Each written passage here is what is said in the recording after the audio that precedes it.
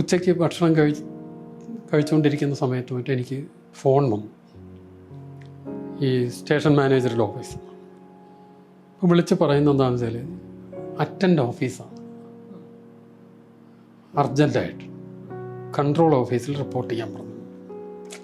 അപ്പോൾ ഈ പറഞ്ഞ ആൾക്ക് എന്താണ് സംഭവം എന്നറിയില്ല. പക്ഷേ ഉപയോഗിച്ച വാചകം അറ്റൻഡ് ഓഫീസ്. റെയിൽവേയിൽ അറ്റൻഡ് ഓഫീസിന് മറ്റൊരു ധ്വനിയാണ്. എന്നുവെച്ചാൽ നമ്മളെന്തെങ്കിലും ജോലിയിൽ പിഴവ് വരുത്തിയാൽ അയാളെ വിളിക്കാനാണ് ഇത് പറയാറുള്ളത്.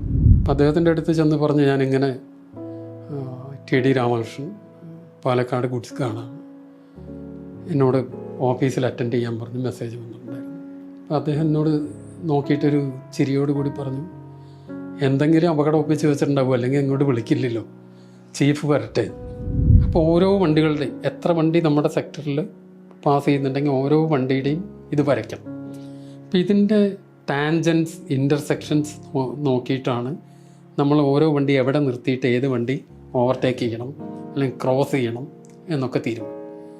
ആ തീരുമാനങ്ങളെല്ലാം നമ്മൾ ഇതിൻ്റെ കൂടെ തന്നെയാണ് എടുക്കേണ്ടത്. ചുരുക്കം പറഞ്ഞാൽ നമ്മൾ ഒരു മനുഷ്യന് സാധാരണ നിലയിൽ പെട്ടെന്ന് സാധ്യമാവുന്ന കാര്യങ്ങളല്ല ഈ പറഞ്ഞു. സപ്പോസ് നമ്മൾ മാംഗ്ലൂർ മെയിൽ തിരൂർ സ്റ്റേഷൻ വിട്ടു, ഉടനെ താനൂർ സ്റ്റേഷൻ നമ്മളെ താനൂർ. അതിലെ കമ്മ്യൂണിക്കേഷൻ വളരെ രസമാണ്. സ്റ്റേഷൻ മാസ്റ്റർമാരാരാണെന്ന് നമ്മൾ അറിയുന്നില്ല, പേര് അപ്രസക്തമാണ്. അവർ സ്റ്റേഷൻ്റെ പേരാണ് പറയുക, കൂടുതൽ സംസാരിക്കാൻ സമയമില്ല. അപ്പോൾ ആളുകളിൽ ഇപ്പോൾ അവിടെ ഒരു ജോസഫോ ഇവിടെ മുഹമ്മദോ ഒക്കെ ആണെങ്കിൽ അതൊന്നും പറഞ്ഞ് സംസാരിക്കാൻ നേരമില്ല. ഡ്യൂട്ടി ഇവർ മാറാൻ ഇടയ്ക്ക്. അപ്പോൾ അതുകൊണ്ടൊക്കെ ഇപ്പോൾ പരപ്പനങ്ങാടി എന്ന് പറഞ്ഞാൽ ഉടനെ അവിടുത്തെ പരപ്പനങ്ങാടി കുറ്റിപ്പുറത്തുനിന്ന് വിളിക്കുകയാണ്. കുറ്റിപ്പുറത്തുനിന്ന് വിളിച്ചിട്ട് ചോദിക്കും കുർള എപ്പോൾ വരും. അത് കുർളപ്പോഴൊന്നും വരണതാവില്ല, അത് വരണേണ്. അപ്പോൾ അത് നമുക്ക് വെയിറ്റ് ചെയ്യിക്കാം. ഇയാൾക്കാണ് നമ്മുടെ ഇൻസ്ട്രക്ഷൻ കിട്ടിയിട്ട് എന്തെങ്കിലും ചെയ്യേണ്ട ആൾക്കാണ് നമ്മൾ കൊടുക്കുക. നമ്മൾ ഒരുപാട് ഇൻസ്ട്രക്ഷൻസ് കൊടുത്ത് മറ്റുള്ളവരാണല്ലോ ജോലി ചെയ്യുന്നത്. നമ്മളിങ്ങനെ ഇരിക്കുന്നു, നമ്മുടെ മുമ്പിൽ ഒരു വലിയ സ്പീക്കറും മൈക്കും ഇതൊക്കെ ഉള്ളൂ, കുറേ ശബ്ദമാണ്. നമ്മൾ ഇവരാരെയും നേരിട്ട് കാണുന്നില്ല, അവർ നമ്മളെയും കാണുന്നില്ല. നമ്മൾ പറയുന്നതനുസരിച്ച് അവർ ചെയ്യുന്നു എന്നുള്ള വിശ്വാസത്തിലാണ് ഈ കാര്യങ്ങളൊക്കെ നടക്കുന്നത്.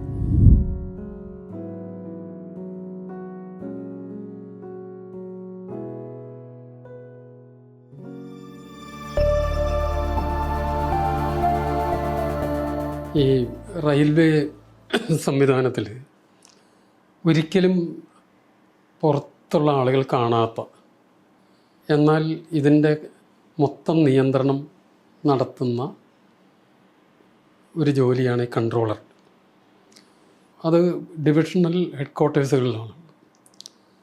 ഇപ്പോൾ കേരളത്തിൽ തിരുവനന്തപുരത്തും പാലക്കാടും. ഞാൻ പറയുന്ന ഓപ്പറേഷൻസ് കൺട്രോൾ, ഓപ്പറേറ്റിംഗ് ഡിപ്പാർട്ട്മെൻറ്റിൻ്റെ ഈ കൺട്രോൾ ഓഫീസാണ് റെയിൽവേയുടെ നെർവ് സെൻറ്റർ. റെയിൽവേ ഓപ്പറേഷൻസ് മുഴുവൻ കൺട്രോൾ റൂം വഴിയാണ് പ്ലാൻ ചെയ്യുന്നത്. ഏറ്റവും പ്രധാനപ്പെട്ട പോയിൻ്റാണ് 24 മണിക്കൂറും പ്രവർത്തിക്കുന്ന, ഓരോ സെക്കൻഡും അലർട്ടായിട്ടിരിക്കുന്ന, എല്ലാ തരത്തിലുള്ള മൂവ്മെൻറ്റും നിയന്ത്രിക്കുന്ന, പ്ലാൻ ചെയ്ത് എക്സിക്യൂട്ട് ചെയ്യുന്ന സംവിധാനമാണ്. അപ്പോൾ ഞാൻ ഇപ്പോൾ നേരത്തെ നമ്മൾ സംസാരിച്ചപ്പോൾ പറഞ്ഞ പോലെ റെയിൽവേ എന്ന ഇതിൻ്റെ ഒരു അഡ്മിനിസ്ട്രേഷനുമായിട്ട് കുറേയും കൂടെ ഒരു അടുക്കുന്ന സമയത്താണ് അതിലേക്ക് പോകുന്നതിനെ പറ്റി ചിന്തിക്കും. പക്ഷേ സാധാരണ അതിലേക്ക് പോകുന്നതിൽ ചില അഡ്വാൻറ്റേജും ഡിസഡ്വാൻറ്റേജും ഉണ്ട്. കാരിയർ വൈസ് നമുക്ക് ഗുണമാണ്, പക്ഷെ ഫിനാൻഷ്യലി അത്ര ഗുണമല്ല. ഈ ഗാർഡിൻ്റെ ഇതിൽ നിൽക്കുന്നതാണ് ലാഭം. ഗാർഡിൽ ജീവിതമില്ല, പൈസയുണ്ട്. മുമ്പ് നമ്മൾ പറഞ്ഞിട്ടില്ല, അത് എത്ര കിലോമീറ്റർ നമ്മൾ ഡ്യൂട്ടി ചെയ്യുന്നു, എത്ര മണിക്കൂർ ചെയ്യുന്നു എന്നനുസരിച്ച് നമ്മുടെ ഗ്രേഡ് സ്വല്പം താഴ്ന്നതാണെങ്കിലും ഡ്രോയിങ് സാലറി വളരെ കൂടുതലാണ്. അപ്പോൾ ഒരിക്കൽ ഞങ്ങളുടെ ഒരു റെയിൽവേ മാനേജർ തന്നെ പറഞ്ഞു അദ്ദേഹത്തിനേക്കാൾ കൂടുതൽ സാലറി ഒരു മാസം ഒരു ഗാർഡ് ഡ്രോ ചെയ്യുന്നു. ഓവർ വർക്ക് ചെയ്തിട്ടാണ് ഈ ട്രെയിനിൽ തന്നെ ജീവിതം മുഴുവൻ ആയി കിട്ടുന്നത്. അപ്പോൾ അങ്ങനെ രണ്ട് വശമുണ്ട്. അപ്പോൾ നമുക്ക് സാമ്പത്തികമായിട്ട് നഷ്ടം വരും. പക്ഷേ റെയിൽവേ എന്നുള്ള സ്ഥാപനത്തിൻ്റെ മാനേജ്മെൻറ്റായിട്ട് അതിൻ്റെ ഓപ്പറേഷൻസായിട്ട് കുറച്ചും കൂടെ ചേർന്ന് വർക്ക് ചെയ്യാം, ഇത്തരം. പക്ഷേ എന്ന് അങ്ങോട്ട് ഷിഫ്റ്റ് ചെയ്യാൻ പറ്റും സെലക്ഷനുണ്ട്. അതിന് ഒരു പോസ്റ്റൊക്കെ ഉണ്ട്, വേക്കൻസി വരുള്ളൂ, കുറച്ച് പേരേ ഉള്ളൂ. അപ്പം അങ്ങനെ വിളിക്കുമ്പോൾ നമ്മൾ അപ്ലൈ ചെയ്ത് 10 കൊല്ലം സർവീസുള്ള ആളുകൾക്കാണ് അപ്ലൈ ചെയ്യാൻ പറ്റുള്ളൂ. റിട്ടേൺ ടെസ്റ്റും ഇൻ്റർവ്യൂ ഒക്കെ ഉണ്ട്. അത് കഴിഞ്ഞ് അത് പാസ്സായി കഴിഞ്ഞാൽ 1 കൊല്ലം അതിന് വേറെ ട്രെയിനിങ് ഉണ്ട്. 1 ഇയർ ട്രെയിനിങ് കഴിഞ്ഞിട്ടാണ് ആ പോസ്റ്റിലേക്ക് വരുന്നത്. അപ്പോൾ ഇതിന് വേണ്ടി ഇനി വിളിക്കുന്ന സമയത്ത് അപ്ലൈ ചെയ്യാം എന്നൊരു പ്ലാനിലിരിക്കും. അപ്പോൾ എനിക്ക് 10 കൊല്ലത്തിൽ കൂടുതൽ സർവീസ് ഉണ്ട്. അപ്പോൾ അങ്ങനെ ഇരിക്കുമ്പോൾ ഒരു ദിവസം ഞാനൊരു ഈ ഗുഡ്സ് ട്രെയിൻ ഡ്യൂട്ടി കഴിഞ്ഞ് വീട്ടിൽ വന്ന് മോർണിംഗ് ഏതോ സമയത്താണ് വന്നത്. ഉച്ചയ്ക്ക് ഭക്ഷണം കഴിച്ചുകൊണ്ടിരിക്കുന്ന സമയത്ത് മറ്റേ എനിക്ക് ഫോൺ വന്നു, ഈ സ്റ്റേഷൻ മാനേജറുടെ ഓഫീസ്. അപ്പോൾ വിളിച്ച് പറയുന്നത് എന്താണെന്ന് വെച്ചാൽ അറ്റൻഡ് ഓഫീസാണ്, അർജൻറ്റായിട്ട് എത്രയും വേഗം കൺട്രോൾ ഓഫീസിൽ റിപ്പോർട്ട് ചെയ്യാൻ പറഞ്ഞു. അപ്പോൾ ഈ പറഞ്ഞ ആൾക്ക് എന്താണ് സംഭവം എന്നറിയില്ല. പക്ഷേ ഉപയോഗിച്ച വാചകം അറ്റൻഡ് ഓഫീസ്. റെയിൽവേയിൽ അറ്റൻഡ് ഓഫീസിന് മറ്റൊരു ധ്വനിയാണ്. എന്നുവെച്ചാൽ നമ്മളെന്തെങ്കിലും ജോലിയിൽ പിഴവ് വരുത്തിയാൽ അയാളെ വിളിക്കാനാണ് ഇത് പറയാറുള്ളത്. അപ്പോൾ ഞാൻ ആലോചിച്ചിട്ട് ഞാൻ പ്രത്യേകിച്ച് എന്നെ വിളിക്കേണ്ട കാര്യങ്ങളൊന്നും എനിക്കറിയില്ല. എന്തായാലും ഞാൻ പോയി. അപ്പോൾ ഞാൻ താമസിക്കുന്ന സ്ഥലത്തുനിന്നൊരു 1 കിലോമീറ്റർ ദൂരേ ഉള്ളൂ. അപ്പോൾ അവിടെ ചെല്ലുന്ന ഒരു 3 മണി ഒക്കെ സമയത്താണ്. അപ്പോൾ അവിടെ ചെല്ലുമ്പോൾ ഈ കൺട്രോൾ ഓഫീസിൽ പ്രധാന ചീഫ് കൺട്രോളർ ഇൻചാർജ് ഒരാളുണ്ട്. പിന്നെ 2-3 chief controllers, deputy chief controllers, ഇത്രയും ഒരു വിങ്ങാണ്. അപ്പോൾ അതിൽ ഏറ്റവും മുകളിലുള്ള ആളില്ല.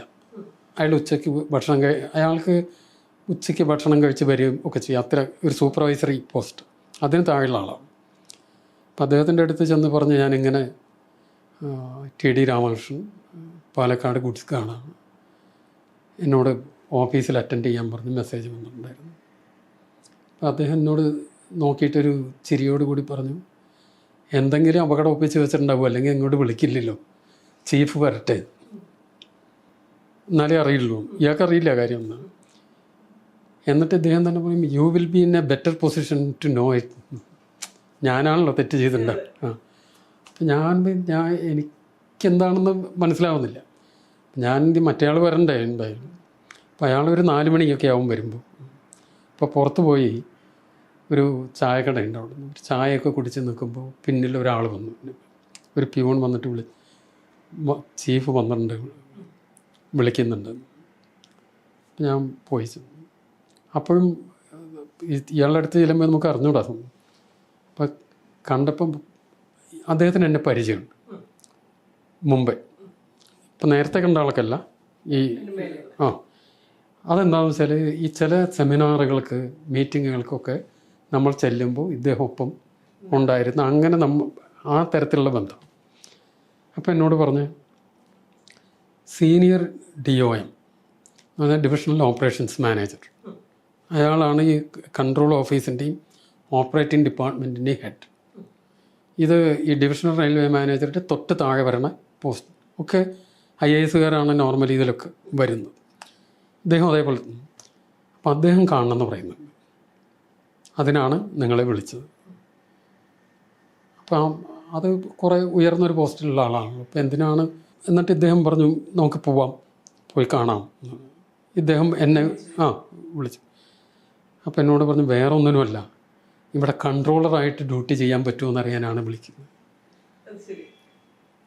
അപ്പം ഞാൻ അങ്ങനെ പെട്ടെന്ന് ഈ ഒക്കെ പ്രോസസ്സൊക്കെ കഴിഞ്ഞിട്ടല്ലേ എന്ന് പറഞ്ഞതും അദ്ദേഹത്തിൻ്റെ റൂമിലെത്തിക്കഴിഞ്ഞു.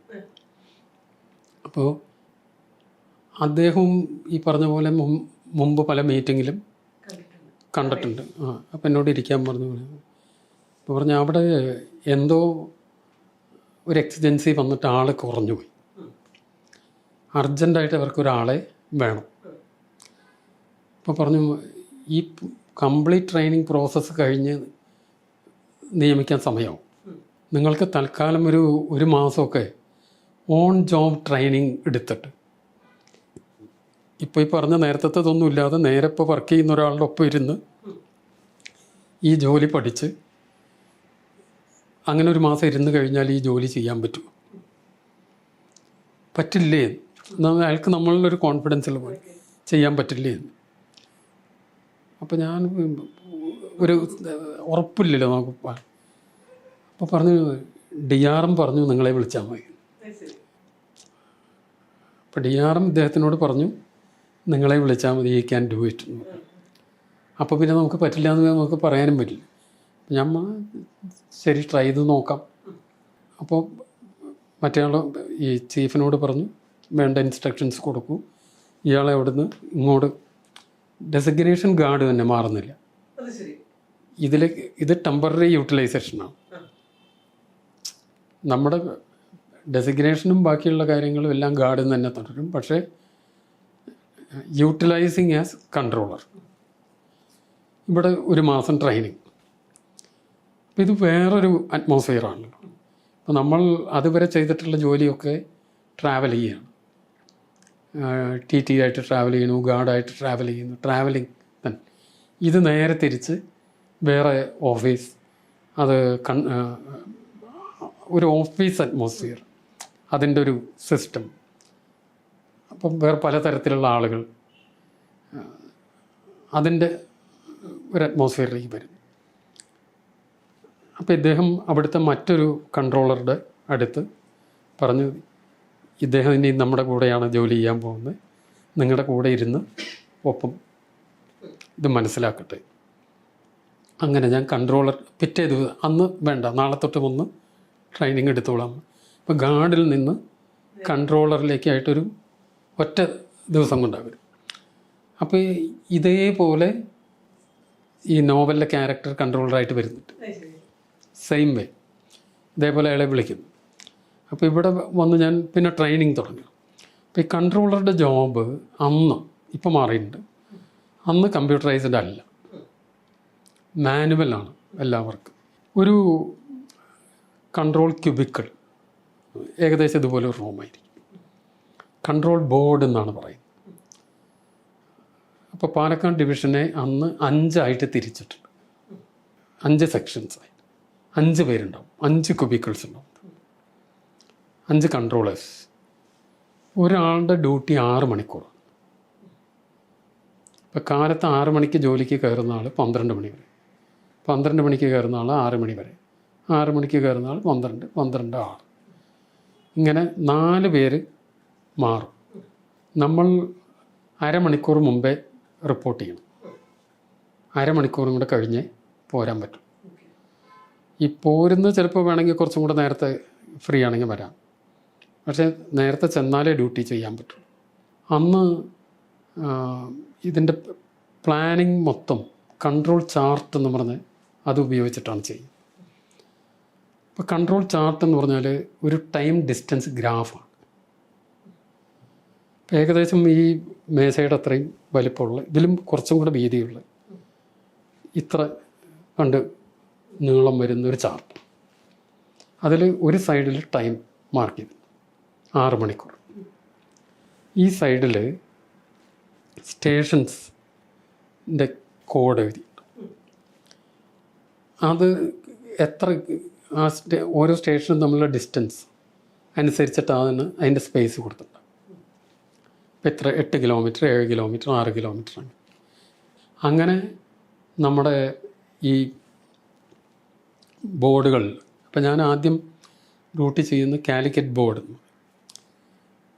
അപ്പോൾ അന്നത്തെ ഇതെന്ന് വെച്ചാൽ മാംഗ്ലൂർ ബോർഡ് എന്ന് പറഞ്ഞാൽ Mangalore to Calicut, Calicut board Calicut to Palakkad, Ooty board എന്ന് പറഞ്ഞാൽ പാലക്കാട് ടു ഊട്ടി, കോയമ്പത്തൂർ ഊട്ടി. പിന്നെ ഈറോഡ് ട്രിച്ചി ബോർഡാണ്, അത് ഫ്രം കോയമ്പത്തൂർ ടു തിരുച്ചിറപ്പള്ളി. പിന്നെ Jolarpet board from Erode to Jolarpet. ഇത്രയും അത് ഓരോന്നും. ഇപ്പോൾ ഇതിൽ കാലിക്കറ്റ് ബോർഡിലാണ് ഡ്യൂട്ടി ചെയ്തത്. അപ്പോൾ അതിൽ ഇപ്പോൾ നമ്മൾ ഈ കോഴിക്കോട് മുതൽ പാലക്കാട് വരെയുള്ള സ്റ്റേഷൻസ് മൊത്തമായിട്ട് നമ്മൾ തറമാക്കണം. ആ സ്റ്റേഷനിൽ കൂടി ഓടുന്ന എല്ലാ വണ്ടികളും നമുക്കറിയണം. സ്റ്റേഷൻ തമ്മിലുള്ള ഡിസ്റ്റൻസ് മൊത്തം അറിയണം. ഓരോ സ്റ്റേഷൻ്റെയും ഡയഗ്രം ഉണ്ടാവും. അതാണ് ആദ്യം പഠിക്കുക. ഡയഗ്രം എന്ന് പറഞ്ഞാൽ അതിൻ്റെ റെയിൽ ഡയഗ്രാണ്. മറ്റു കാര്യങ്ങൾ നമ്മളിവിടെ അത്ര ബാധകമല്ല. എത്ര ലൈനുണ്ട്, എത്ര പ്ലാറ്റ്ഫോം ഉണ്ട്, ഓരോ ലൈനിലും എത്ര വാഗൺസ് അല്ലെങ്കിൽ എത്ര ബോഗി നിർത്താൻ പറ്റും, ഏതൊക്കെ ഭാഗത്താണ് പ്ലാറ്റ്ഫോം ഉള്ളത്, ഇങ്ങനെ എല്ലാ സ്റ്റേഷൻ്റെയും അവിടുത്തെ സിഗ്നൽ സംവിധാനം എങ്ങനെയാണ്, ഏത് ഭാഗത്താണ് സ്റ്റേഷൻ ഹൗസ് ഒരു സൈഡിലുണ്ടാവും. അന്ന് ക്യാബിനൊക്കെ ഉണ്ട്. ഇപ്പോൾ ക്യാബിനൊന്നുമില്ല. ക്യാബിൻ എന്ന് പറഞ്ഞാൽ ഇവിടെ ഇങ്ങനെ സ്റ്റേഷൻ ഹൗസ് ആണെങ്കിൽ ഇങ്ങനെ ലൈൻ, ഈ അറ്റത്തൊരു ക്യാബിൻ, ഈ അറ്റത്ത് ക്യാബിൻ. അപ്പോൾ ആ ക്യാബിൻസ് ഒക്കെ എടുത്തു കളഞ്ഞു. ഇപ്പോൾ എല്ലാം പാനൽ ഇതാണ്. അപ്പോൾ ഇതിൻ്റെ ടെക്നിക്കലായിട്ടുള്ള അതൊക്കെ കുറേ നമ്മൾ ഗാർഡിൽ തന്നെ അതൊക്കെ നമുക്ക് അറിയാമായിരുന്നു. ഈ സ്ഥലങ്ങളൊക്കെ നമ്മൾ ട്രാവൽ ചെയ്ത് ഡ്യൂട്ടി ചെയ്തതുകൊണ്ട് ഒരു ഗാർഡിനെ സംബന്ധിച്ച് ഈ വർക്ക് കുറേ ഈസിയാണ്. പെട്ടെന്ന് നമുക്ക് ഇപ്പം തിരൂർ എന്ന് പറയുമ്പോൾ തിരൂർ സ്റ്റേഷൻ നമുക്ക് മനസ്സിൽ കാണാൻ പറ്റും. ഇതേ പോസ്റ്റിലേക്ക് സാധാരണ കൺട്രോളറായിട്ട് വരുന്ന station masters, guards, yard masters, ഈ 3 ഗ്രൂപ്പ് എന്നുള്ളവരെ വരും. അപ്പോൾ അതിൽ മറ്റ് 2 പേർക്കും അവർ വർക്ക് ചെയ്ത സ്ഥലങ്ങൾക്ക് ഒരു 5-6 സ്ഥലത്തൊക്കെ വർക്ക് ചെയ്തിട്ടുണ്ടാവും. നമ്മളിങ്ങനെ ഫുൾ യാത്ര ചെയ്യുന്നതുകൊണ്ട് ഇതെല്ലാം കണ്ട്. ഇപ്പോൾ കുറ്റിപ്പുറം എന്ന് പറയുമ്പോൾ കുറ്റിപ്പുറം സ്റ്റേഷൻ്റെ ഒരു രൂപം നമ്മുടെ മനസ്സിൽ വരും. കുറ്റിപ്പുറം ഇങ്ങനെ പോലെ കിടക്കുന്ന സ്റ്റേഷൻ. അപ്പോൾ ഈ പട്ടാമ്പി സൈഡിൽ നിന്ന് ഇങ്ങനെ നേരെ പോയിട്ട് ഇങ്ങനെയാണ് സ്റ്റേഷൻ. അത് ട്രാവൽ ചെയ്യുമ്പം മനസ്സിലാവും. അപ്പോൾ അങ്ങനെ വളഞ്ഞു കിടക്കുന്ന സ്ഥലമാണ്. അതിലെ ലൈനുകൾ എങ്ങനെയാണ്, ഇങ്ങനത്തെ കാര്യങ്ങൾ ഓരോന്നായിട്ട് നമ്മൾ മനസ്സിലാക്കണം. അപ്പം അതിലെ പോകുന്ന വണ്ടികൾ, സ്റ്റോപ്പുള്ള വണ്ടികൾ, സ്റ്റോപ്പില്ലാത്ത വണ്ടികളുണ്ടാവും. ഏതൊക്കെ വണ്ടികൾ നിർത്തില്ല, ഏതൊക്കെ വണ്ടി എവിടെ നിർത്തും ഒക്കെ നമ്മൾ അറിഞ്ഞിരിക്കേണ്ടത്. പിന്നെ ഇതിൽ ചില സ്ഥലത്ത് ഗ്രേഡിയൻ്റ് ഉണ്ടാവും, കയറ്റങ്ങളുണ്ടാവും. ചില സ്ഥലത്ത് അതുപോലെ വലിയ ഇറക്കങ്ങളുള്ള സ്ഥലം. അതൊക്കെ എവിടെയാണ്, ഓരോ സ്ഥലത്ത് കൂടിയും എത്ര ടൺ വരെ ഒരു എൻജിനിൽ കൊണ്ടുപോകാം, ഒരു എൻജിനിൽ ഉപയോഗിച്ച് കൊണ്ടുപോകാവുന്ന ലോഡ് എത്രയാണ്, 2 എൻജിൻ ഉണ്ടെങ്കിൽ എത്ര കൊണ്ടുപോകും, അത്തരം കാര്യങ്ങൾ. പിന്നെ പലതരത്തിലുള്ള എൻജിനിൽ എത്ര ഫ്യുവൽ ഓയിൽ എന്ന് പറയും, ഈ ഫ്യുവൽ എത്ര വേണം. അന്ന് ഡീസൽ എൻജിൻസാണ് കൂടുതൽ, ഇപ്പോൾ ഇലക്ട്രിക് എൻജിൻസ് ഇല്ല, ഇലക്ട്രിഫൈ ചെയ്തിട്ടില്ല. ഡീസൽ എൻജിനിൽ 5000 ലിറ്റർ ആണ് ടാങ്ക് കപ്പാസിറ്റി. ഇപ്പോൾ കാറിൽ 35 ലിറ്റർ ഒഴിക്കുമ്പോൾ ഇതിൽ 5000 ലിറ്റർ ഡീസൽ ഒഴിക്കും, 1000 ലിറ്റർ റിസർവ്. അപ്പോൾ ഇതിൽ ഇത്ര ലിറ്റർ കൊണ്ട് ഇത്ര ദൂരം ഓടാം നമ്മളറിയണം. ട്രെയിനിൽ ഇത്ര പോവാം. ഓരോ എൻജിൻ അതിൻ്റെ കപ്പാസിറ്റി എത്ര ടൺ വരെ അതിൽ കൊണ്ടുപോകാൻ പറ്റും, ആ എൻജിൻ ഉപയോഗിക്കും. പലതരത്തിലുള്ള എൻജിനുണ്ട്. എൻജിൻ്റെ ക്ലാസ് ഉണ്ട്, WDM2, WDG2 എന്നൊക്കെ പലതരത്തിലുള്ള എൻജിൻ, പവർ കൂടുതലുള്ള എൻജിൻസ്. ചിലത് ഗുഡ്സിനെ ഉപയോഗിക്കാൻ പറ്റും, ചിലത് എക്സ്പ്രസ്സിന് ഉപയോഗിക്കാം. ഇങ്ങനെ ഒരുപാട് വിവരങ്ങൾ. പിന്നെ ഇതിനൊക്കെ എൻജിനുകൾക്ക് ഷെഡ്യൂൾ, അതിൻ്റെ എൻജിൻ ഷെഡ് ഉണ്ടാവും. ഇത്ര ദൂരം പോയി വന്നു കഴിഞ്ഞിട്ടുണ്ടെങ്കിൽ ഇത് വീണ്ടും അതിൽ ചെയ്യേണ്ട റിപ്പയറുകളുണ്ട്. ചില ഓയിലുകൾ ഫില്ല് ചെയ്യണം. അതിൽ ഈ വണ്ടി ഓടിക്കുന്ന ഓയിലല്ലാതെ കണ്ട് ഉള്ള ചില ലൂബ്രിക്കൻ്റ് ഓയിൽസ്, അതിൻ്റെ പൊസിഷൻസ് നോക്കേണ്ടത്. ഒരുപാട് കാര്യങ്ങൾ ചെക്ക് ചെയ്യണം ഒരേ തവണ. അപ്പോൾ അത് മന്ത്ലി ഷെഡ്യൂൾ, വീക്ക്ലി ഷെഡ്യൂൾ, ഇതൊക്കെ എത്രാമത്തെ ദിവസമാണ് ഇത് ഷെഡിലേക്ക് പോകേണ്ടത്. എൻജിനുകൾക്കൊരു ഷെഡുണ്ടാവും. ഇവിടെ എറണാകുളത്തൊരു ഷെഡുണ്ട്, ഈറോഡാണ് ഇതിൻ്റെയൊക്കെ മെയിൻ ഒരു കേന്ദ്രം. അപ്പോൾ ആ ദിവസങ്ങളിൽ അവിടെ എത്തണം. ഫോർട്ട് നൈറ്റ്ലി ഷെഡ്യൂൾ, ഓരോ കാര്യങ്ങളാണ് ആ സമയത്ത് ചെയ്യേണ്ടത്. അപ്പോൾ അത്രയും ആ ദിവസമായാൽ ആ എൻജിൻ പിന്നെ കൂടുതൽ ഉപയോഗിക്കാൻ പറ്റില്ല, തിരിച്ച് ഇതെത്തിക്കണം. ഇങ്ങനെ നൂറുകണക്കിന് കാര്യങ്ങൾ നമ്മൾ അറിയണം. ഈ ഓടുന്ന ഓരോ വണ്ടിയിലെയും ഡ്രൈവർ, അസിസ്റ്റൻറ്റ് ഡ്രൈവർ, ഗാർഡ്, ഇവരാരൊക്കെയാണ് നമ്മൾ അറിയണം. അവരുടെ ഡ്യൂട്ടി സമയം നമ്മൾ അറിയണം. എപ്പോഴാണ് അവർ ഡ്യൂട്ടി തുടങ്ങിയത്, അവർക്കിനി എത്ര സമയം കൂടിയും ഡ്യൂട്ടി ചെയ്യാൻ ഉണ്ട്. അത് ആ സമയം ആകുമ്പോഴേക്കും അവർക്ക് പകരം വേറെ എവിടുന്ന് നമ്മൾ ആളുകളെ കൊണ്ടുവരണം, അത് നമ്മളറിയണം. അടുത്തൊരു പോയിന്റിലേക്ക്, ക്രൂ ചേഞ്ചുള്ള പോയിന്റിലേക്ക് നമ്മുടെ ഒരു വണ്ടി എത്തുന്നതിന് ഒരു 2.5 മണിക്കൂർ മുമ്പേ അവർക്ക് നമ്മൾ അഡ്വൈസ് കൊടുക്കണം. ഇന്ന വണ്ടി ഇന്ന സമയത്ത് അവിടെ വരും, അവിടെ അടുത്ത സെറ്റ് ഡ്രൈവറെയും ഗാർഡിനെയും റെഡിയാക്കും. അത് നമ്മൾ പ്ലാൻ ചെയ്ത് അവരോട് പറയണം.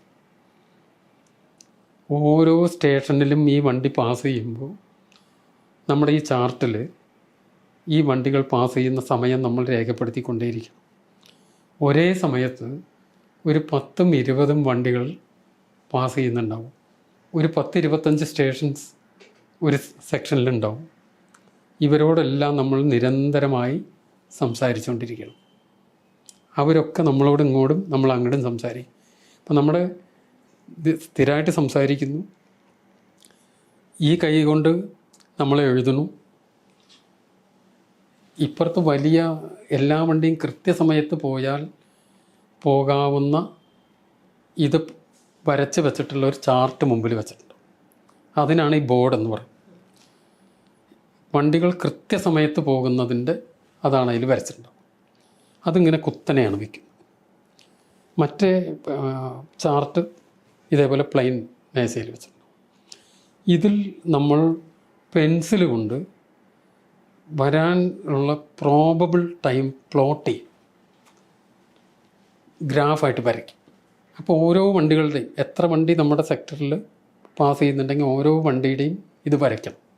അപ്പോൾ ഇതിൻ്റെ ടാൻജൻസ്, ഇൻ്റർസെക്ഷൻസ് നോക്കിയിട്ടാണ് നമ്മൾ ഓരോ വണ്ടി എവിടെ നിർത്തിയിട്ട് ഏത് വണ്ടി ഓവർടേക്ക് ചെയ്യണം അല്ലെങ്കിൽ ക്രോസ് ചെയ്യണം എന്നൊക്കെ തീരുമാനം.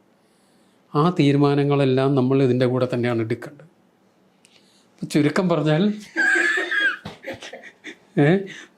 നമ്മൾ ഒരു മനുഷ്യന് സാധാരണ നിലയിൽ പെട്ടെന്ന് സാധ്യമാവുന്ന കാര്യങ്ങളല്ല ഈ പറഞ്ഞു. നമ്മളിത് ഇവരോട് സംസാരിക്കുന്നുണ്ട്, ഇത് വരയ്ക്കുന്നുണ്ട്, ഇത് ഇത് പ്ലാൻ ചെയ്യുന്നുണ്ട്, വേറെ ഓരോ കാര്യങ്ങളെ ഏൽപ്പിക്കുന്നുണ്ട്, ഇതിനിടയ്ക്ക് ഈ പോകുന്നതിൻ്റെ എല്ലാ കാര്യങ്ങളും. അപ്പോൾ ഈ ചാർട്ടിൽ എക്സ്പ്രസ് ടൈം, ഈ പെൻസിൽ വരയ്ക്ക് പുറകിൽ ആക്ച്വലായിട്ട് ആ വണ്ടി പോയി കഴിഞ്ഞാൽ ശരിക്ക് പാസ് ചെയ്തത് കളറിൽ വരയ്ക്കും. എക്സ്പ്രസ് വണ്ടികൾക്ക് ചുവന്ന നിറം, ഗുഡ്സ് വണ്ടികൾക്ക് പച്ച നിറം, പാസഞ്ചർ വണ്ടികൾക്ക് നീല നിറം. അതല്ലാതെ റെയിൽവേയുടെ ചില വണ്ടികൾ, ഡിപ്പാർട്ട്മെൻറ്റ് ട്രെയിൻസ്, അതിന് കറുപ്പ് നിറം. ഇപ്പോൾ 4 നിറത്തിലുള്ള പേന നമ്മുടെ കയ്യിൽ വേണം. 4 തരം. അപ്പോൾ ആ ഡ്യൂട്ടിക്ക് പോകുമ്പോൾ എന്ന് വെച്ചാൽ പോക്കറ്റിലിങ്ങനെ 4 നിറത്തിലുള്ള പേന, പച്ച, ചുവപ്പ്, ഇതൊക്കെ ആയിട്ടുണ്ടാവും. പിന്നെ ഇതിങ്ങനെ എപ്പോഴും നമ്മൾ ഈ പ്ലാനിങ് ഇത് വരയ്ക്കുന്നുണ്ടല്ലോ, പെൻസിൽ പ്ലോട്ടുണ്ട്, അതിങ്ങനെ മായ്ക്കേണ്ട വരും. ഇപ്പോൾ ഒരു 2-3 മണിക്കൂർ നേരത്തേക്കുള്ളത് വരച്ച് വെച്ചിട്ടാണ് നമ്മൾ ഇതിൽ നോക്കിയിട്ടാണ് ഇൻസ്ട്രക്ഷൻസ് കൊടുക്കുന്നത്.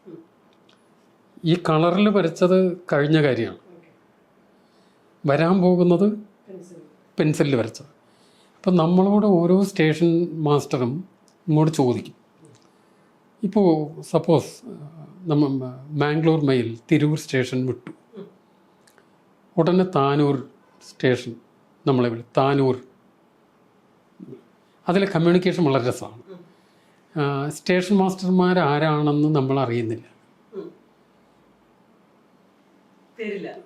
പേര് അപ്രസക്തമാണ്.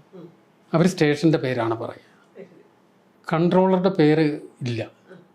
കൺട്രോളർ ഇപ്പോൾ സംസാരം എങ്ങനെയാണെന്ന് വെച്ചാൽ, ഇപ്പോൾ ഈ താനൂർ സ്റ്റേഷൻ മാസ്റ്റർ നമ്മളെ വിളിക്കുമ്പോൾ താനൂർ എന്ന് വിളിക്കും. അപ്പോൾ നമ്മൾ ഇത് ഒരു വലിയ മൈക്ക് വെച്ചിട്ടുണ്ടാവും, അല്ല ഒരു സ്പീക്കർ വെച്ചിട്ടുണ്ടാവും, മുമ്പിൽ മൈക്കുണ്ടാവും, പാരലൽ മൈക്കാണ്. ഈ 25 സ്റ്റേഷനിലേക്ക് ഇതിൽ ഒരുമിച്ച് വിളിക്കാം. ഇപ്പുറത്ത് വേറൊരു എക്യുപ്മെൻറ്റ്, 25 സ്റ്റേഷനും കോഡുണ്ട്. അത് 10, 11, 12 അങ്ങനത്തെ കോഡാണ്, 2 ഡിജിറ്റ് കോഡ്. അപ്പോൾ നമുക്ക് ഈ ഇതിൽ 2 വിരലുകൾ ഉപയോഗിച്ചാൽ ഇപ്പോൾ ഏത് സ്റ്റേഷനെ വേണമെങ്കിൽ വിളിക്കാം. ഇപ്പോൾ 23 കാലിക്കറ്റ് ആണെങ്കിൽ 23 അടിച്ചാൽ കാലിക്കറ്റ് സ്റ്റേഷനിൽ ഈ കൺട്രോൾ ഫോൺ അതിന് ബസർ ആ സൗണ്ട് അടി. അപ്പോൾ ആ കാലിക്കറ്റ് സ്റ്റേഷൻ മാസ്റ്റർക്ക് അത് കൺട്രോൾ ഫോണാണെന്നറിയാം, അത് വളരെ ഇമ്പോർട്ടൻറ്റ് ഫോൺ. അപ്പോൾ അദ്ദേഹം അത് എടുത്ത് കാലിക്കറ്റ് പറയും, അങ്ങനെയാണ് റെസ്പോണ്ട് ചെയ്യും. നമ്മൾ വിളിക്കും, അവർ ഇങ്ങോട്ട് വിളിക്കുമ്പോൾ അവർ സ്വയം ഇൻട്രൊഡ്യൂസ് ചെയ്യും കാലിക്കറ്റ്. അപ്പോൾ നമ്മൾ അയാളോട് പറയണ യെസ് കാലിക്കറ്റ് പറയൂ. അപ്പോൾ അടുത്ത ഇതെന്താണെന്ന് വെച്ചാൽ പറയുകയാണ് മാംഗ്ലൂർ മെയിൽ 12/13 അല്ലെങ്കിൽ 12/15 ഇങ്ങനെയാണ് സമയം പറയും. മാംഗ്ലൂർ മെയിൽ ഇപ്പോൾ 6 മണിക്ക് ശേഷമാണെങ്കിൽ 12-ന് വന്ന് 15-ന് പോയി എന്നാണ് അതിൻ്റെ അർത്ഥം. കൂടുതൽ സംസാരിക്കാൻ സമയമില്ല. അപ്പോൾ ആളുകളിൽ ഇപ്പോൾ അവിടെ ഒരു ജോസഫോ ഇവിടെ മുഹമ്മദോ ഒക്കെ ആണെങ്കിൽ അതൊന്നും പറഞ്ഞ് സംസാരിക്കാൻ നേരമില്ല. ഡ്യൂട്ടി ഇവർ മാറാൻ ഇടയ്ക്ക്. അപ്പോൾ അതുകൊണ്ടൊക്കെ ഇപ്പോൾ പരപ്പനങ്ങാടി എന്ന് പറഞ്ഞാൽ ഉടനെ അവിടുത്തെ പരപ്പനങ്ങാടി. അപ്പോൾ ഉടനെ പരപ്പനങ്ങാടിക്കാരൻ നമ്മളോട് പറയുന്ന ഈ സമയമായിരിക്കും, അല്ലെങ്കിൽ പെർമിഷൻ ചോദിക്കും. ഇപ്പം നേരത്തെ പറഞ്ഞ പോലെ തിരൂരിൽ നിന്ന് മാംഗ്ലൂർ മെയിൽ വിട്ടാൽ താനൂർ സ്റ്റേഷൻ മാസ്റ്റർ എടുത്ത് ഫോണിൽ നമ്മളെ വിളിച്ചിട്ട് താനൂർ. അപ്പോൾ അങ്ങനെയല്ല ചോദിക്കുക, താനൂർ മാംഗ്ലൂർ മെയിൽ എന്ന് പറഞ്ഞാൽ താനൂർ മാംഗ്ലൂർ മെയിൽ എന്താണ് അയാൾ ചെയ്യേണ്ടത്. അപ്പോൾ നമ്മളൊരു ഇൻസ്ട്രക്ഷൻ അയാൾക്ക് കൊടുക്കണം. അത് നമ്മുടെ ഡിസിഷനാണ്. അപ്പോൾ നമ്മൾ ഈ ചാർട്ട് നോക്കിയിട്ടാണ് ആ ഡിസിഷൻ കൊടുക്കുന്നത്. സ്റ്റാർട്ട് എന്ന് പറഞ്ഞാൽ മാംഗ്ലൂർ മെയിൽ അവിടെ വന്ന് നിന്ന് അയാൾക്ക് സ്റ്റാർട്ട് ചെയ്യാം. ഡീറ്റെയിൻ എന്ന് പറഞ്ഞിട്ടുണ്ടെങ്കിൽ ബാംഗ്ലൂർ മെയിൽ നിർത്താം, വേറെ ഏതെങ്കിലും വണ്ടി ഓവർടേക്ക് ചെയ്ത് പോകാൻ. ഞാനീ പറയുന്ന കാലത്ത് സിംഗിൾ ലൈനാണ്. ഇപ്പം മാംഗ്ലൂർ മെയിൽ എന്ന് ഇയാൾ പറയുമ്പോൾ പറയും ക്രോസിങ് പാസഞ്ചർ, പുറത്തുനിന്നൊരു പാസഞ്ചർ വണ്ടി വരുന്നുണ്ട്, ക്രോസിങ്. ഇപ്പോൾ ഈ ഇൻസ്ട്രക്ഷൻ നമ്മൾ കൊടുത്തു കഴിഞ്ഞ അനുസരിച്ചിട്ടാണ് അങ്ങേര് ചെയ്യുന്നത്. ഇത് ഒരു മാംഗ്ലൂർ മെയിലല്ല. ഈ സമയത്ത് ഈ കാലിക്കറ്റിനും പാലക്കാടിനും ഇടയ്ക്കുള്ള എല്ലാ വണ്ടികളും എല്ലാ ആളുകളും നമ്മളോട് ചോദിക്കുകയും നമ്മൾ പറയുകയും ചെയ്യുന്നുണ്ട്. ഇതാദ്യം കുറച്ച് കാലം നമുക്കിതൊരു പിടികിട്ടില്ല, ഇതെല്ലാം കൂടി എങ്ങനെ ബാലൻസ് ചെയ്ത് പോകാൻ പറ്റുന്നു. പക്ഷെ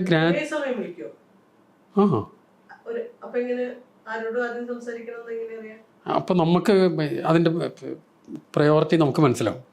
എന്നുവെച്ചാൽ ഇപ്പോൾ ബാംഗ്ലൂർ മെയിൽ താനൂരിൽ നിന്ന് വിട്ടു പരപ്പനങ്ങാടിക്കാരൻ വിളിക്കുകയാണെങ്കിൽ അയാൾ ചോദിക്കാൻ പോണത് ഇതാണെന്നറിയും. അതേ സമയത്ത് കുറ്റിപ്പുറത്തുനിന്ന് വിളിക്കുകയാണ്, കുറ്റിപ്പുറത്തുനിന്ന് വിളിച്ചിട്ട് ചോദിക്കും കുറുള എപ്പോൾ വരും. അത് കുറുളെപ്പോഴൊന്നും വരണതാവില്ല, അത് വരണതാണ്. അപ്പം അത് നമുക്ക് വെയിറ്റ് ചെയ്യിക്കാം. ഇയാൾക്കാണ്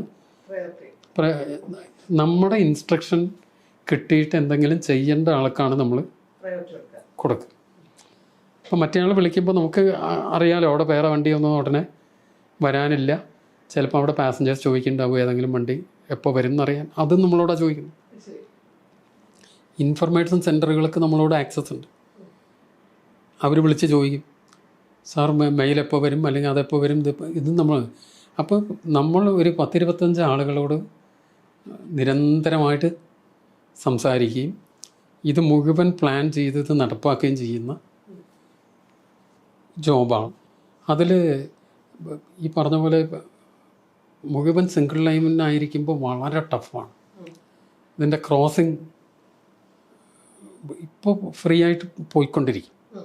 അന്ന് അതിൽ ക്രോസ് ചെയ്ത് ഒരു വണ്ടി വന്ന് മറ്റേ വണ്ടി വരണം, ഇത് പോകണം, എന്നിട്ട് അടുത്ത വണ്ടി വരണം. അപ്പോൾ കൃത്യമായിട്ട് പ്ലാൻ ചെയ്തില്ലെങ്കിൽ ആകെ ഇത് ഹോൾഡായിപ്പോൾ ഒരുപാട് വണ്ടികൾ ഹെൽഡപ്പോൾ. അപ്പോൾ ഏറ്റവും നല്ല രീതിയിൽ പ്ലാൻ ചെയ്താലേ ഇത് കൃത്യമായിട്ട് പോകും. അപ്പോൾ ഇതൊക്കെ ഞാൻ ഇയാളുടെ അടുത്തിരുന്ന് ഇങ്ങനെ അല്പാൽപമായിട്ട് പഠിക്കുക. അതിൻ്റെ ആദ്യം കംപ്ലീറ്റ് സ്റ്റേഷൻസ്, ഓരോ സ്റ്റേഷൻ്റെയും റണ്ണിങ് ടൈം നമുക്കറിയണം. ഈവൺ ഇടയ്ക്കുള്ള ലെവൽ ക്രോസിങ് ഗേറ്റ് വരെ അറിയണം. അപ്പോൾ നമുക്കിത് ഇന്ന സ്ഥലത്ത് എന്താ വണ്ടി വരുന്ന, ഒരു സ്റ്റേഷനിൽ നിന്ന് വിട്ടാൽ പുറത്തേക്ക് എത്തുന്നില്ലെങ്കിൽ അന്ന് ബാക്കി ടോക്കിയൊന്നുമില്ലേ. അപ്പോൾ നമ്മൾ ചോദിക്കുക, അത് എത്തിയില്ലേ, വണ്ടി വരുന്നില്ല, വണ്ടി കാണാനില്ല. ഇപ്പോൾ ശരി, അടുത്ത് ഗേറ്റിലേക്ക് ഒന്ന് വിളിച്ച് നോക്കൂ എന്ന് നമ്മൾ അയാളോട് പറയണമെങ്കിൽ ഗേറ്റ് ഉണ്ടെന്ന് നമുക്ക് അറിയുന്നുണ്ട്. ഗേറ്റുകളായിട്ട് നമുക്ക് കമ്മ്യൂണിക്കേഷൻ ഇല്ല. ഈ കൺട്രോളറും ഗേറ്റും തമ്മിൽ ബന്ധമില്ല. പക്ഷേ ഗേറ്റും സ്റ്റേഷൻ മാസ്റ്റേഴ്സുമായിട്ട് ബന്ധം. അപ്പോൾ ഈ ഗേറ്റുകൾ അറിയണം. ഇങ്ങനെ പിന്നെ അതിൻ്റെ ഒരു കോംപ്ലക്സിറ്റീസ് എന്താണെന്നറിയണം. ഇപ്പോൾ ചില സ്റ്റേഷനിൽ ഇപ്പോൾ ഒരു ഗുഡ്സ് ട്രെയിൻ, ഒരുപാട് നീളമുള്ളൊരു ഗുഡ്സ് ട്രെയിനാണ്. അന്നത്തെയൊക്കെ ഇതിൽ ചില സ്റ്റേഷനൊക്കെ ചെറുതാണ്, ഫുൾ ട്രെയിൻ നിൽക്കില്ല സ്റ്റേഷൻ. അന്ന് ഈ കടലുണ്ടി എന്നൊക്കെ പറഞ്ഞ സ്റ്റേഷനിൽ കൊച്ചു സ്റ്റേഷനാണ്. മെയിൻ ഒരു ലൈനിൽ മാത്രമേ വലിയ വണ്ടികൾ നിൽക്കൂ, മറ്റേ ലൈനിൽ ചെറിയ പാസഞ്ചർ ട്രെയിൻ നിൽക്കും. ഒരു എക്സ്പ്രസ് ട്രെയിനിൽ മൊത്തം അവിടെ നിൽക്കില്ല. അപ്പോൾ അത് നമ്മൾക്കറിയണം. അല്ലെങ്കിൽ നമ്മളിത് പ്ലാൻ ചെയ്ത് 2 വണ്ടി അവിടെ കൊണ്ട് നിർത്താമെന്ന് തീരുമാനിച്ചാൽ അവിടെ കൊണ്ടുവന്ന് ആദ്യത്തെ വണ്ടി നിൽക്കുമ്പോൾ തന്നെ അത് പുറത്തേക്ക് തള്ളി നിൽക്കും, അടുത്ത വണ്ടിക്ക് വരാൻ പറ്റാതെയാവും. അപ്പോൾ ഇതൊക്കെ എക്സ്പീരിയൻസ് വേണം. ആ റെയിൽവേ ഓപ്പറേഷൻസ് മൊത്തം നമ്മുടെ ഉള്ളം കയ്യിലായിരിക്കും. എന്നിട്ട് ഇതെല്ലാം നമ്മൾക്ക് ചെയ്യും. ഒരു മാസം കൊണ്ട് ഇത് ഡ്യൂട്ടി ചെയ്യാൻ പറ്റുമെന്നാണല്ലോ ചോദിച്ചത്. അപ്പോൾ ഒരു 2-3 ആഴ്ച കഴിഞ്ഞപ്പോൾ നമുക്ക് ചെയ്യാമെന്നൊരു കോൺഫിഡൻസും. അപ്പോഴേക്കും തന്നെ ആളില്ലാത്തതുകൊണ്ട് ഇങ്ങനെ പറയുന്നുണ്ട് ഡ്യൂട്ടി ചെയ്യാം. അപ്പോൾ 3-ാമത്തെ ആഴ്ച തന്നെ വർക്ക് ചെയ്ത് തുടങ്ങി. അപ്പോൾ തന്നെ വർക്ക് ചെയ്ത് തുടങ്ങുമ്പോൾ പിന്നെ നമ്മളതിലേക്ക് അങ്ങ് ശരിയാവും. ആദ്യമൊക്കെ കുറച്ചൊരു ബുദ്ധിമുട്ടുണ്ടാവും. പിന്നെ ആ ജോലിയുടെ ഒരു വിശേഷം എന്താണെന്ന് വെച്ചാൽ, നമ്മൾ ഒരുപാട് ഇൻസ്ട്രക്ഷൻസ് കൊടുത്ത് മറ്റുള്ളവരാണല്ലോ ജോലി ചെയ്യുന്നത്. ഇപ്പോൾ നമ്മൾ നേരിട്ട് കാണുന്നില്ല.